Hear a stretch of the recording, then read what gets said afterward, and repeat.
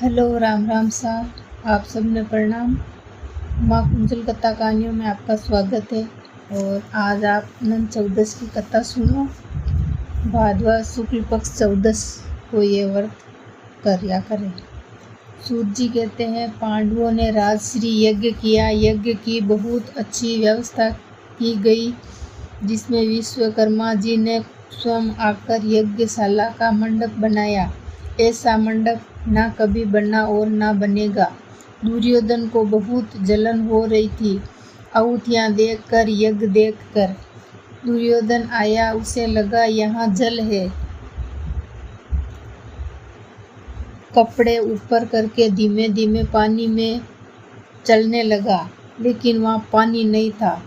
अचानक नीचे गिर गया। सामने द्रौपदी थी। वो उसे देखकर हंसी और कहने लगी, अंधों के तो अंधों का ही जन्म होगा। दुर्योधन का गिरना ऋषियों को अच्छा नहीं लगा और दुर्योधन को बहुत गुस्सा आया। उस दिन कोई उपवास नहीं था, लेकिन द्रौपदी को उपवास था। दुर्योधन ने सौगंध खा ली कि पांडवों को मैं यहाँ का राज्य नहीं करने दूंगा, इंद्रप्रस्थ का राजा रहने नहीं दूंगा, क्योंकि द्रौपदी को बहुत घमंड हो गया है महारानी बनकर। उसने शकुनी मामा का साथ लिया और कहा, कुछ भी हो जाए पर यहाँ का राजा युधिष्ठिर नहीं होना चाहिए।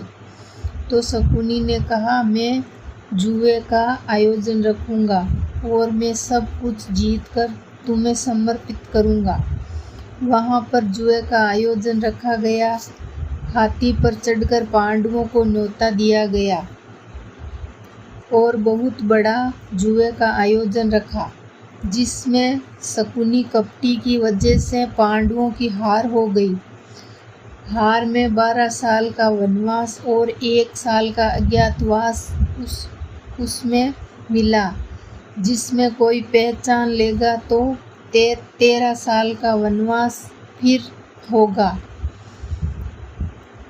ये बेचारे पांडव वन वन जाकर भटके और बहुत कष्ट हुआ। और द्रौपदी रो रही थी और कहा, हे भगवान, मैं मेरे भाई की बहन नहीं हूँ।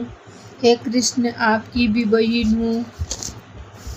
क्या बहन पर कोई कष्ट आवे तो भाई उसकी नहीं सुनता है क्या? हे केशव, आपके सिवा मेरा कोई नहीं है। द्रौपदी रो रो कर अपना दुख सुना रही थी। भगवान श्री कृष्ण उसी समय प्रकट हो गए और द्रौपदी ने भगवान को प्रणाम किया।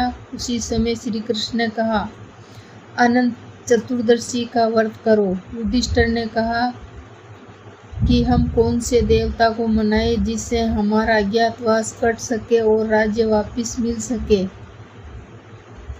भगवान ने कहा, अनंत चतुर्दश का व्रत करो। तो कहा, यह व्रत कैसे करना चाहिए?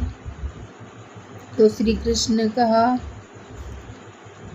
कि यह व्रत भाद्रवा की चतुर्दशी को करना चाहिए और कथा सुननी चाहिए। यह व्रत कैसे करें? किसका स्वरूप है? श्री कृष्ण ने कहा कि यह मेरा ही स्वरूप है। सूर्य भगवान भी इस व्रत को करते हैं और कथा सुनते हैं। वसुदेव जी और माता देवकी के घर में भी कथा हुई, जिससे मैं आया। उसी समय महात्मा गर्ग जी ने भी मेरे पिताजी और मेरी माँ को अनंत चतुर्दशी करने की बात कही। जिस समय मेरे 6 भाई मारे गए थे, मेरी माँ बहुत व्याकुल रहती थी। तब महात्मा गर्ग ने बताया, वंशवृद्धि के लिए अनंत चतुर्दशी व्रत करो और कथा सुनो।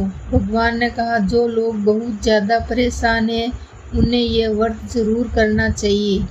खोटी की खरी, अधूरी की पूरी। राम राम सा। हमारा चैनल ने लाइक, शेयर और सब्सक्राइब जरूर करजो।